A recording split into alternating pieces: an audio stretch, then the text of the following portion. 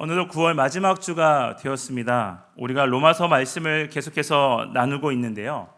9월 첫 주 수요 난예배 본문이 로마서 7장이었습니다. 기억나시죠? 네. 뭘 부끄럽게 그런 걸 물어보고 그러시냐고 하실 텐데, 네, 기억이 나실 겁니다. 네, 오늘 왜냐하면 8장이기 때문에 7장이라는 것은 대부분 다 짐작을 하실 수가 있으실 겁니다.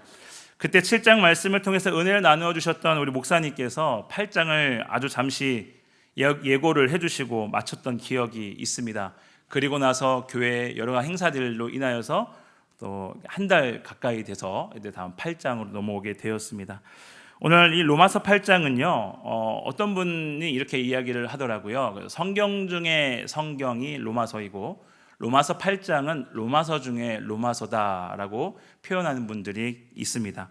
오늘 8장은 이 7장 마지막 절인 이 25절을 받아서 생명의 성령의 법을 쫓아 사는 이 성도들의 삶에 대해 교훈하고 있는 것이 바로 오늘 우리가 함께 나눌 로마서 8장의 전체적인 내용입니다. 이 로마서 8장은 방금 말씀드렸던 것처럼 황금장이라고도 불리우고요, 바울의 복음서라고도 불리어지는 것이 바로 이 로마서 8장입니다. 그만큼 이 로마서가 핵심장이다라고 이야기를 하고 있습니다.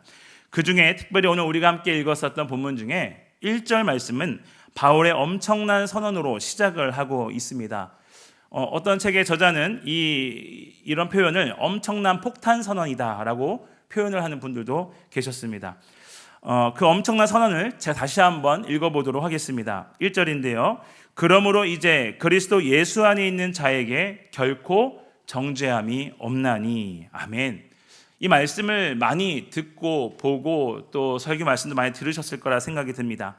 예수 안에 있는 모든 자들이요, 결코 정죄함이 없다는 이 파격적인 선포를 지금 하고 있는 것입니다. 바울은 로마서 7장 25절에서 우리가 거듭났어도 이 타락한 본성이 있기 때문에 죄로 인해서 고뇌하고 있는 내용을 기록하고 있죠. 그런데 8장에서 이 7장에 바울이 고뇌하는 것에 대한 답을 제시해주고 있는 것입니다. 그리스도 예수 안에 있는 내가 본성이 아직도 내 안에 꿈틀대고 있고 내 의지와 상관없이 계속해서 죄를 짓고 있지만 그럼에도 불구하고 하나님은 어떻게 하신다고 말씀하고 있지요? 그리스도 예수 안에만 거하면 그 성도를 결코 정죄하지 않겠다라고 말씀하고 있다는 것입니다. 왜 그렇습니까?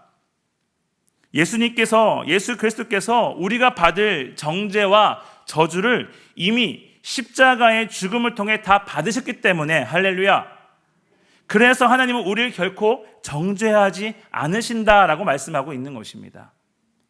바울은 갈라디아서 3장 13절 말씀에서 이렇게 말씀합니다.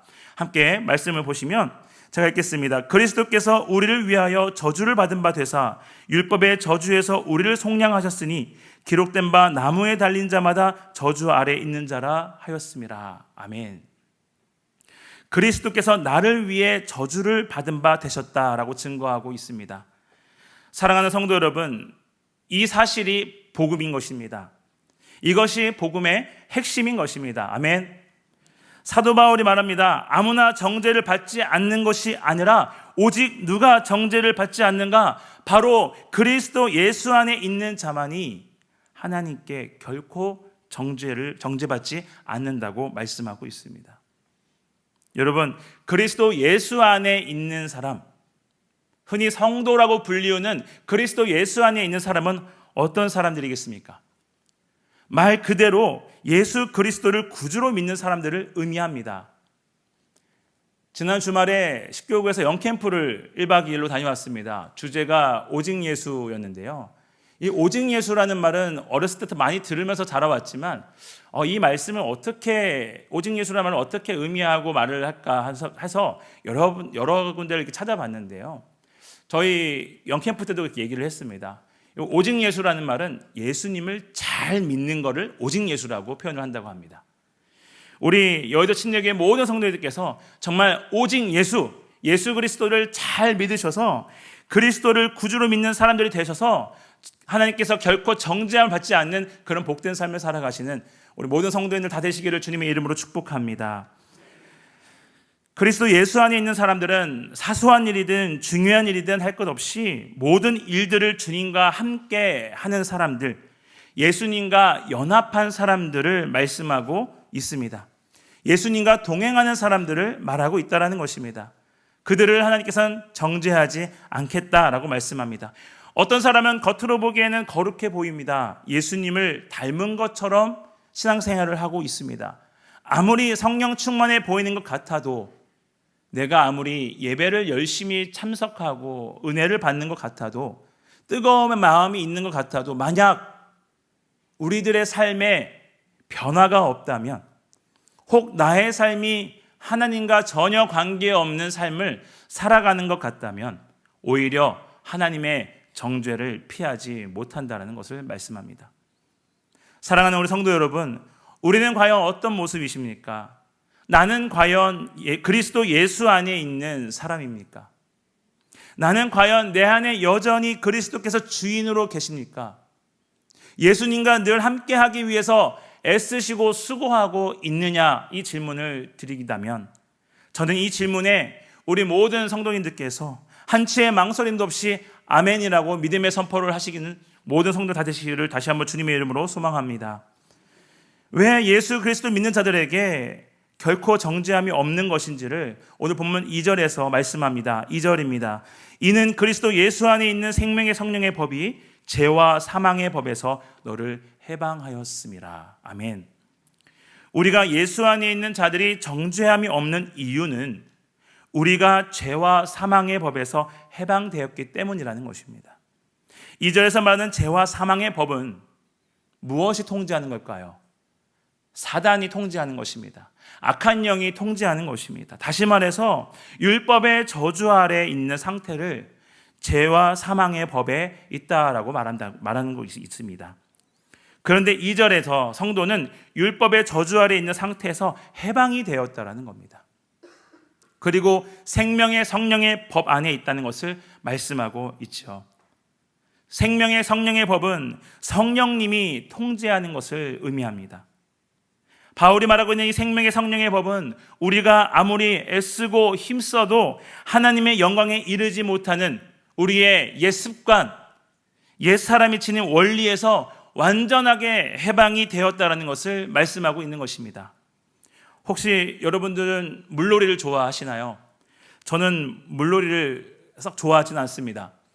제 발이 땅에 닿지 않으면 저는 위기감을 느끼게 됩니다.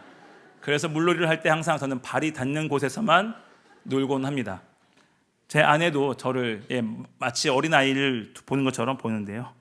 근데 우리가 물놀이를 하게 되면 튜브라는 것을 이용을 하게 되죠. 이 튜브를 하고 물속에 들어가려고 잠수를 하려고 하면 절대 들어가지 않습니다. 당연한 말을 하고 있는 건데요. 제가 한번 해봤거든요. 저는 몸이 크잖아요. 그래서 혹시 제가 튜브를 이길 수 있을 것 같아서 짓이겨서 한번 들어가 보려고 했는데 절대로 튜브가 튕겨 나오는 것을 좀 경험하게 됩니다. 우리가 이 튜브나 이런 구명조끼 부력에 의해서 떠 있는 것처럼 우리가 예수 그리스도 안에 있으면, 은혜와 생명을 힘입어서 그리스도 안에 있으면 절대로 우리는 사망의 법, 정죄함에 가라앉을 수 없게 된다는 사실을 믿으시는 여러분 되시기를 바랍니다. 우리가 죄와 사망의 법에서 해방되어서 생명의 성령의 법 안에 있다라는 것은 하나님의 생명과 은혜를 성령 안에서 누리는 축복을 받는 것입니다. 할렐루야. 오늘도 우리는 죄를 짓고 하나님이 보시기에 너무나도 연약하고 악한 모습으로 살아온 자격 없는 존재들입니다. 그럼에도 우리가 오늘 이 시간 하나님을 예배하고 찬양하고 기도할 수 있는 것은 우리의 힘이 아니라 우리 안에 있는 생명의 성령의 법이 있기 때문이라는 사실을 우리는 기억해야 할 것입니다. 우리가 예배를 드릴 수 있는 것, 하나님을 만나는 것은 쉬운 일이 아닙니다. 이것은 예수 그리스도 안에 있는 자들에게만, 생명의 성령의 법이 있는 자들에게만 주어지는 엄청난 특권이라는 사실을 우리는 꼭 기억해야 할 것입니다. 생명의 성령의 법이 죄와 사망의 법에서 해방되었기 때문에 우리는 날 위해 죽으신 그리스도의 그 구속의 은혜, 그 은혜를 의지하고 성령의 충만함을 간구할 수 있는 것입니다. 우리가 그렇게 간구할 때 우리 주님은 더욱 풍성하게 베풀어 주실 것입니다. 이어서 말씀하고 있는 3절과 4절은 인간이 연약해서 구원에 이를 수 없었던 것을 우리 하나님께서 그리스도를 통해 주도적으로 이루어 주셨음을 보여주고 있는 말씀입니다. 3절인데요. 율법이 육신으로 말미암아 연약하여 할 수 없는 그것을 하나님은 하시나니 곧 죄로 말미암아 자기 아들을 죄 있는 육신의 모양으로 보내어 육신의 죄를 정하사. 아멘. 먼저 3절에 아스테니라고 헬라어로 발음하는 연약하여는 우리 인간의 본성을 의미하고 있는 단어입니다. 율법이 육신으로 말미암아 연약하여라는 것은 율법이 연약하다라는 말이 아닙니다.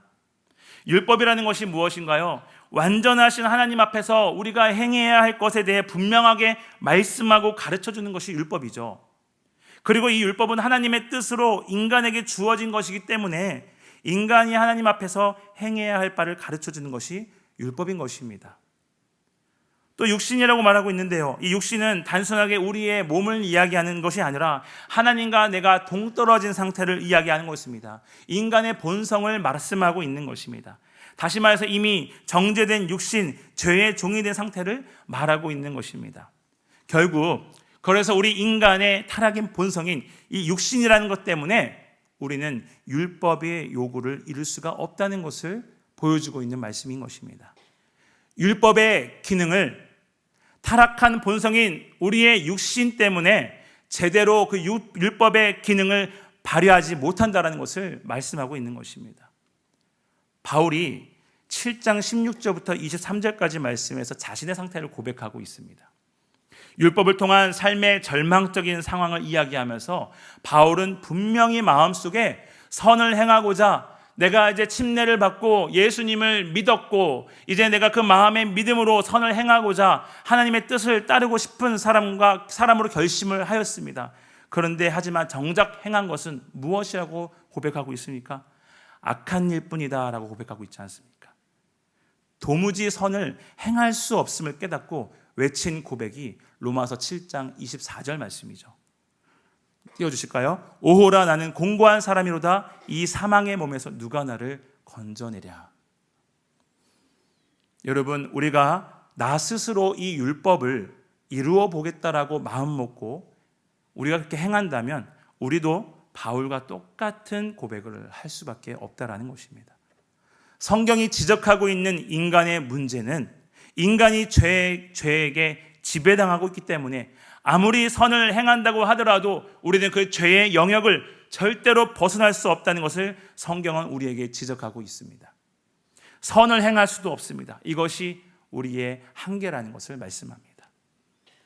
그런데 율법이 육신으로 말미암아 연약하여 율법의 요구를 이룰 수 없는 것을 4절에서 누가 하신다라고 말씀하고 있습니까? 하나님은 하시나니 라고 말씀합니다. 아멘. 하나님은 하신다라고 말씀합니다. 하나님께서는 나로 하여금 이 율법의 요구를 성취할 수 있게 해주신다라는 것을 말씀하고 있는 것입니다. 그러면 어떻게 이 율법의 요구를 성취할 수 있는가? 4절입니다. 육신을 따르지 않고 그 영을 따라 행하는 우리에게, 그 영을 따라 행하는 우리에게 율법의 요구가 이루어지게 하려 하심이라. 아멘. 육신을 따르지 않고 라고 말씀합니다. 하나님과 동떨어진 타락한 우리 인간의 본성인 육신을 따른다라는 이 말은 하나님의 말씀과 사랑으로 우리의 삶을 인도를 받아야 하는데 하나님의 인도를 받지 못하는 삶을 살고 있다는 것을 의미하고 있습니다. 그래서 바울은 우리에게 육신을 따르지 않고 무엇을 따라 행하라고 말씀하고 있습니까? 영을 따라 행하라고 말씀합니다. 영을 따라 행하라. 영을 따라 행하라는 것, 우리는 영적인 존재입니다. 아멘. 우리는 영적인 존재이기 때문에 당연히 영을 따라 행하는 것은 마땅한 일인 것입니다. 영을 따라 행하는 것은 2절에서도 말씀하고 있는 성령의 법에 순종하는 삶을 말씀하고 있는 것입니다. 생명의 성령의 법을 순종하고 하나님의 법을 순종하기 위해서 우리는 5절에서 말씀하고 있는 것처럼 영의 생각을 해야 한다는 것입니다. 영이라는 것, 성령으로 인해서 거듭난 우리 성도들의 인격을 의미하고 있죠. 즉 하나님을 믿는 성도들의 삶에 성령님께서 내주하시고 성도들의 삶을 인도하시고 간섭하시는 성령을 가리켜서 영이라고 표현하고 있다는 것입니다. 이미 정죄된 육신, 하나님과 너무나도 동떨어진 내 육신을 따라 행하지 말고 영을 따라 행한다면 성령님이 간섭하신다는 것입니다. 성령님이 간섭하셔서 내가 그 율법의 요구를 이룰 수 있도록 우리 성령께서 도와주신다는 것입니다. 자, 그럼 이제 우리는 생각해 봐야 될 것이 하나 있습니다. 지금 나는 육신을 따라 행하고 있습니까? 아니면 영을 따르고 행하고 있습니까? 조금 더 노골적으로 물어본다면 죄의 지배를 받고 계십니까? 아니면 하나님께, 성령님께 지배를 받고 계십니까? 내가 아직도 죄의 지배를 받는 삶을 살고 있다면 남들이 보기에는 열심히 하는 것처럼 보일 수 있고 거룩해 보일지 몰라도 최후의 결과는 죄의 결과로 나타난다는 것입니다. 반대로요, 하나님께 지배를 받고 삶을 산다면 누군가 나를 봤을 때 그리스도인으로서의 삶을 사는 것이 어쩌면 연약해 보이고, 무슨 예수 믿는 사람이 저렇게 살아, 너 예수 믿는 사람 맞아라고 손가락질 할 수 있을지 모르겠지만 이미 그의 삶이 성령님께 지배를 받고 있는 삶이라면 최후의 결과는 거룩한 열매들로 맺혀질 것이라는 것입니다. 여러분, 하나님을 믿는 성도들인 우리에게 주어진 하루하루의 삶 속에서 우리는 연약한 육신으로 인해 끊임없이 갈등하고 고민하고 염려하고 사는 존재이지 않습니까? 하나님의 도우심 없이, 성령님의 감동이 없이 살아가는 것, 이것이 육신을 따르는 일이라는 것입니다. 말씀처럼 우리가 육신을 따라 행하는 사람이 아닌 성령님의 감동에 순종하여 성령을 따라 행하는 저와 여러분 되시기를 주님의 이름으로 축복합니다. 5절과 6절입니다. 육신을 따르는 자는 육신의 일을, 영을 따르는 자는 영의 일을 생각하나니 육신의 생각은 사망이요 영의 생각은 생명과 평안이니라. 아멘. 이 구절은 육신을 따르는 사람과 영을 따르는 사람의 결말을 보여주고 있는 말씀입니다. 먼저 육신의 생각에 대해 언급합니다. 바울은 육신의 생각은 사망이라고 말하고 있습니다. 여러분, 생각이라는 것은 우리가 무언가가 집중할 때 하는 걸 생각이라고 합니다.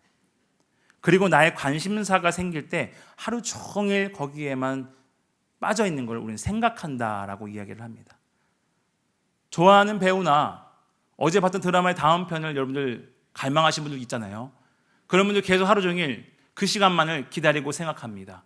스토리를 생각하시는 것처럼 이 생각이라는 것은 우리가 무언가를 집중할 때 하는 것을 생각이라고 합니다. 그래서 육신의 생각을 하는 자는 육신의 일에만 집중하는 것입니다. 자기중심적인 생각밖에 할 수 없는 게 육신의 생각이라는 것입니다. 모든 관심과 모든 생각의 초점이 육신의 일에 맞춰져 있다는 것이죠. 그런데 오늘 육신의 생각을 하는 자에게 무엇이 없다고 말씀합니까? 생명과 평안이 없다는 것입니다. 생각을 하면 했던 것들이 해결이 되어야 하는데 하루 종일 생각하고 고민하고 염려하고 그렇게 해도 우리는 아무것도 해결하지 못한 경우가 많지 않습니까? 오히려 초조하고 불안만 합니다. 그리고 하나님께 대한 정죄의식만 생기게 됩니다. 결국은 사망이라는 최후의 결과를 갖게 된다는 것입니다. 하나님과의 관계가 단절된 상태가 계속돼서 지속되면 그 마지막은 사망에 이르게 된다는 것입니다. 반대로 영의 생각에 대해서도 말씀하고 있지요. 6절에 영의 생각은 생명과 평안이니라 라고 말씀합니다. 육신의 생각은 육신의 것을 집중하는 것이라 말씀을 드렸는데 영의 생각은 당연히 무엇에 집중하는 걸까요? 그렇습니다. 하나님을 생각하는 것이죠. 하나님 거에 집중하는 것입니다. 하나님께서 독생자이신 예수 그리스도를 통해서 우리를 구원하신 그 은혜를 생각하는 거예요. 우리는 죽을 수밖에 없고 죄인이고 정말 구제받을 수 없고 멸망할 수밖에 없는 존재인 우리를 하나밖에 없는 아들 예수 그리스도를 이 땅에 보내셔서 십자가에 처절하게 매달리셔서 물과 피를 쏟게 하시고 죽이신 그 하나님의 그 구원의 은혜를 우리가 매일매일 순간순간 생각하는 것이 하나님을 생각하는 것이라는 것입니다. 가끔 어떤 사람들은 예수님 믿고 교회도 빠지지 않고 1년에 52주를 모두 다 참석하는 나름 잘한다고 생각하는 사람들이 있습니다. 그런데 그 마음에 만약에 기쁨이 없다는 거예요. 늘 감동과 갈등과 고민과 염려가 있다는 것입니다. 정죄감이 있다는 것입니다. 왜 그럴까요? 나는 왜 그럴까? 라고 질문하기 전에 내가 지금 어디에 생각을 집중하고 살아가고 있는가를 먼저 돌아봐야 될 것입니다. 하나님을 믿는다고 하지만 사실 우리의 관심은 하나님이 아닌 다른 것에 있을 때가 많다라는 것입니다. 죽을 수밖에 없는 죄인인 나를 구원해 주셨다는데 그 위대한 사건, 그 감동적인 사건에 우리는 관심이 없는 겁니다. 감사함이 없다는 거예요. 그 은혜를 생각하지 않는 것입니다. 오직 예수만 생각해야 하고 오직 성령의 음성에 귀를 기울여야 하는데 아직은 내가 세상에 조금 더 관심이 있는 사람이라는 것입니다. 오늘 우리에게 묻습니다. 지금도 예수 그리스도를 통해 우리를 구원하신 그 은혜를 생각하고 계십니까? 기쁨이 넘치십니까? 평안하십니까? 우리가 성령님께 순종하면 그 순간 내 생각의 모든 것들이 다 정리되고 깨끗해집니다. 하지만 우리의 생각이 육신의 것으로 잠깐 옮겨지는 순간 우리의 생각은 다시 죄라는 것에 오염되고 만다라는 것입니다. 그런데 마치 우린 그런 줄도 모르고 내가 예수님을 믿으니까 됐지 뭐라는 생각으로 신앙생활을 잘한다고 착각할 수 있다는 것입니다. 여러분, 신앙생활은 하루에 내가 얼마만큼 내가 성령님을 생각하고 성령의 사람으로 살아가기 위해 애쓰고 있는지가 중요한 것입니다. 이러한 사람이 삶의 변화가 나타나게 된다는 것입니다. 하나님의 사랑과 우리를 구원해 주신 그 놀라운 은혜를 항상 생각하시기 바랍니다. 내 마음이 연약하여서 쓰러지고 넘어지고 정죄감이 몰려오고 염려가 오고 근심이 올 때 다른 것 생각하지 마시고 오직 우린 누구만 생각해야 되겠습니까? 예수 그리스도 성령 하나님만 생각하시는 우리 복된 성도인들 다 되시기를 주님의 이름으로 축복합니다. 계속해서 육신의 생각에 대해서 말씀하고 있죠. 7절과 8절 말씀인데요. 육신의 생각은 누구와 원수가 된다라고 지금 말씀하고 있습니까? 7절에 하나님과 원수가 된다라는 것입니다. 육신의 생각은 사망이라고 말하고 그 이후에도 계속해서 이 육신의 생각에 대해서 언급하고 있는데요. 원수라는 것은 이유를 막론하고 우리는 무조건 다 우리 주변에 없어지길 원하는 게 원수 아니겠습니까? 아무리 내 생각이 좋고 위대하고 아무리 뛰어난 생각을 한다 하더라도 그 생각이 어디에서 나왔는가 이것이 중요하다는 것입니다. 하나님과 원수가 되면 7절을 계속 보니까 하나님의 법에 굴복하지 아니하고 또 하나 있죠. 굴복할 수도 없다라고 말씀하고 있습니다. 굴복하지 아니하고 굴복할 수도 없다. 하나님의 법에 굴복하지 않는다라는 것입니다. 여기서 말하는 하나님의 법은 1차적으로 율법을 말합니다. 율법이라는 것은 하나님의 성품과 의지를 반영하고 있다고 아까 말씀을 드렸는데 그 율법에 반대하고 불순종한다는 것은 결국은 내가 하나님과 적대감을 갖는 것과 같다는 것입니다. 하나님의 법에 불순종해서 하나님과 원수가 되어버리니까 우리가 주님께 아무리 기도하고 아무리 주옥 같은 말씀을 많이 들어도 마음에 감동이 없는 겁니다. 변화가 없는 겁니다.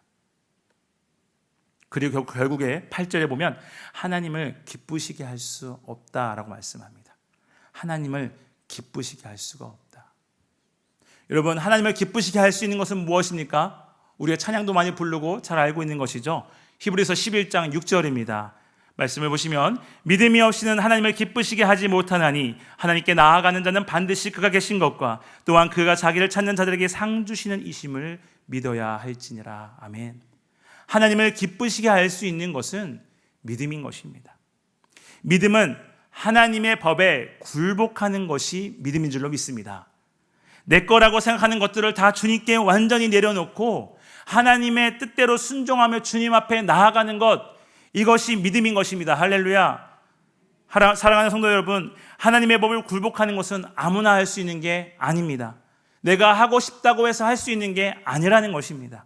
9절에서 말씀하고 있는 것처럼 마음속에 그리스도의 영이 있는 그리스도인들만이 굴복할 수가 있는 것입니다. 마음속에 그리스도의 영이 있는 것, 자기를 부인하는 사람, 이것을 말씀하고 있는 것입니다.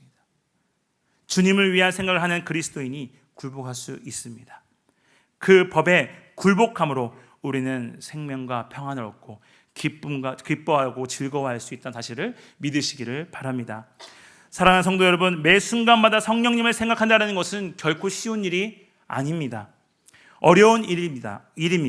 하루의 일과를 똑같이 시작한다고 해서 하나님을 생각하는 사람과 아닌 사람은 분명한 차이가 있습니다. 우리가 왜 그런 날이 있지 않으십니까? 어쩌면 오늘도 그런 경험이 다 있으실 분도 계실 것 같습니다.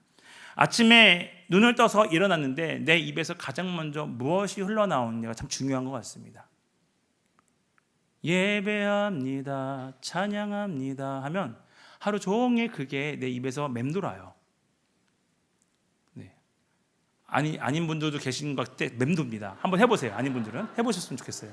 맴돕니다. 나도 모르게 하루 종일 그것만 불러요. 어떨 때 옆에 있는 사람이 그만 좀 불러 이렇게 할 정도로 맴돕니다.